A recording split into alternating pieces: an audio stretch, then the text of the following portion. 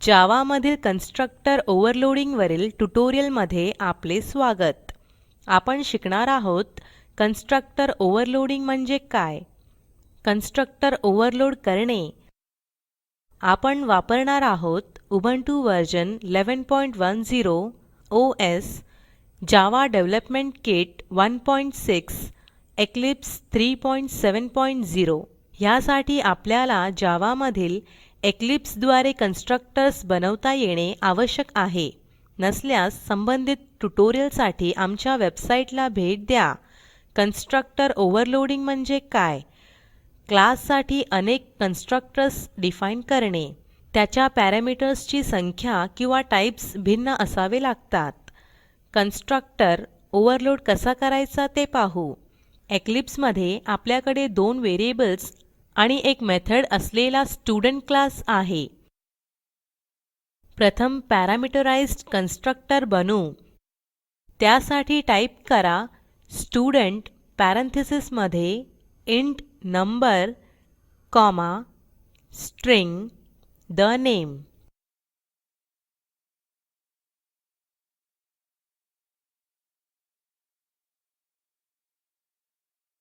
Curly brackets मध्ये type करा roll number is equal to number.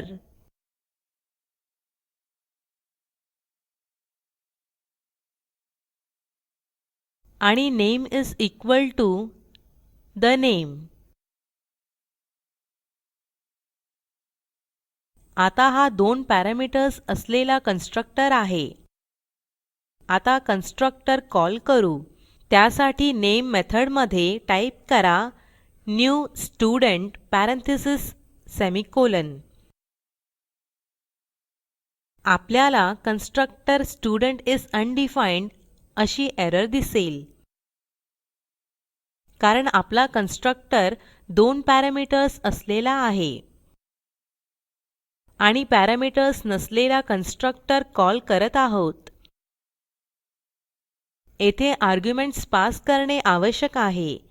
म्हणून पॅरेंथेसिस मध्ये टाईप करा 22 कॉमा डबल कोट्स मध्ये राम. आता एरर राहिलेली नाही. मेथड कॉल करू. त्यासाठी न्यू च्या आधी टाईप करा student s is equal to new student. आता ऑब्जेक्ट s द्वारे स्टुडंट डिटेल ही मेथड कॉल करा. प्रोग्राम सेव्ह करून कार्यान्वित करा. आपल्याला 22 आणि राम हे आउटपुट मिळाले. आता पॅरामीटर नसलेला कन्स्ट्रक्टर डिफाईन करू. त्यासाठी टाईप करा स्टुडंट पॅरेंथेसिस कर्ली ब्रॅकेट्स मध्ये roll number is equal to 0 आणि name is equal to double quotes मध्ये हायफन म्हणजेच नाव दिलेले नाही. आता पॅरामीटर नसलेला कन्स्ट्रक्टर कॉल करू शकतो. त्यासाठी टाईप करा student s1 is equal to new student parenthesis semicolon. कुठलीही एरर मिळाली नाही, कारण पॅरामीटर नसलेला कन्स्ट्रक्टर डिफाईन केलेला आहे. नंतर s1 dot student detail. Program save करून कार्यान्वित करा.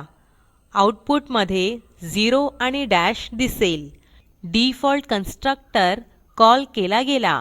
ह्याला कन्स्ट्रक्टर ओव्हरलोडिंग म्हणतात. वेगवेगळे पॅरामीटर असलेले 2 कन्स्ट्रक्टर आपल्याकडे आहेत. दोन्ही कन्स्ट्रक्टरची नावे सारखीच आहेत. पॅरामीटर टाइप आणि त्यांच्या संख्येनुसार कन्स्ट्रक्टर कॉल केला जाईल. कन्स्ट्रक्टर ओव्हरलोडिंगचे फायदे पाहू. समजा 2 पॅरामीटर्सचा कन्स्ट्रक्टर कॉल करायचा आहे. त्यासाठी टाईप करा student s3 is equal to new student. Parenthesis मध्ये प्रथम नेम आर्ग्युमेंट आणि नंतर रोल नंबर देऊ. काय होते ते पाहू. डबल कोट्स मध्ये राजू 45. आपल्याला ही एरर दिसेल. Constructor student with the parameter string, int is undefined.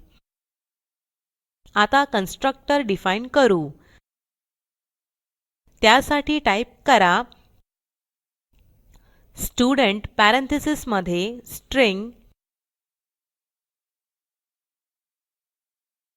the name,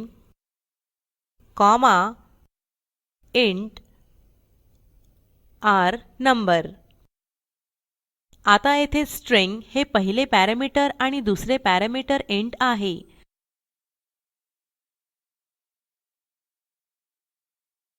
नंतर कर्ली ब्रॅकेट मध्ये roll number is equal to r number.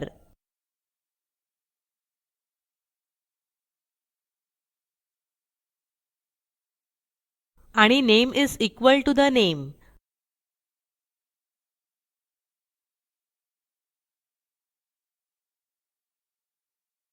Programme save करा. आता एरर गेलेली आहे. मेथड कॉल करू. म्हणून s3 डॉट स्टुडेंटडेतैल प्रोग्राम सेव्ह करून कार्यान्वित करा. आपल्याला 45 आणि राजू हे आउटपुट दिसेल. कन्स्ट्रक्टर कॉल करतो तेव्हा पास केलेल्या पॅरामीटर्सची काळजी करण्याची गरज नाही, कारण आपण वेगवेगळे पॅरामीटर्स असलेले कन्स्ट्रक्टर डिफाईन केले आहेत. योग्य कन्स्ट्रक्टर ओव्हरलोड होतो. आपण केवळ एकाच पॅरामीटरचा कन्स्ट्रक्टर डिफाईन करू, म्हणजेच रोल नंबर. त्यासाठी टाईप करा स्टुडंट पॅरेंथेसिस मध्ये इंट नम.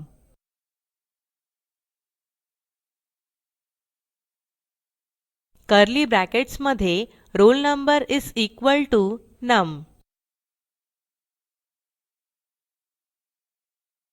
आणि name is equal to no name.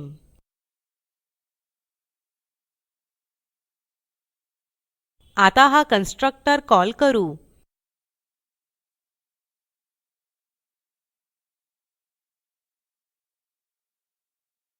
त्यासाठी टाईप करा student s4 is equal to new student कंसात एक आर्ग्युमेंट पास करायचे आहे 61. पास करू.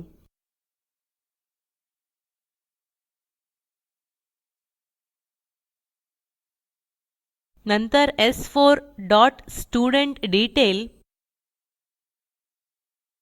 प्रोग्राम सेव्ह करून कार्यान्वित करा.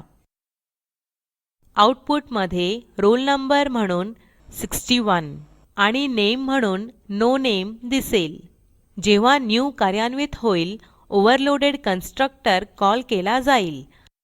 पॅरामीटर्स वर आधारित योग्य तो कन्स्ट्रक्टर ओव्हरलोड केला जातो. अशा प्रकारे कन्स्ट्रक्टर ओव्हरलोडिंग होते. आपण शिकलो कन्स्ट्रक्टर ओव्हरलोडिंग विषयी. कन्स्ट्रक्टर ओव्हरलोड करणे आणि त्याचा उपयोग. असाइनमेंट. क्लास एम्प्लॉई साठी अनेक कन्स्ट्रक्टर्स बनवा आणि ते ओव्हरलोड करा. प्रकल्पाची अधिक माहिती दिलेल्या लिंकवर उपलब्ध आहे, ज्यामध्ये तुम्हाला प्रॉजेक्टचा सारांश मिळेल. जर तुमच्याकडे चांगली बँडविड्थ नसेल तर आपण व्हिडिओ डाउनलोड करूनही पाहू शकता. Spoken tutorial project team spoken ट्युटोरियल्सच्या सहाय्याने कार्यशाळा चालविते. परीक्षा उत्तीर्ण होणाऱ्या विद्यार्थ्यांना प्रमाणपत्रही दिले जाते. अधिक माहितीसाठी कृपया contact@spoken-tutorial.org वर लिहा. स्पोकन ट्युटोरियल प्रोजेक्ट हे टॉक टू टीचर या प्रोजेक्टचा भाग आहे. यासाठी अर्थसहाय्य the national mission on education through ICT MHRD government of India यांच्याकडून मिळालेले आहे. यासंबंधी माहिती पुढील साईटवर उपलब्ध आहे. हा पाठ येथे संपत आहे. हे भाषांतर मनाली रानडे यांनी केले असून मी रंजना भांबळे आपला निरोप घेते. धन्यवाद.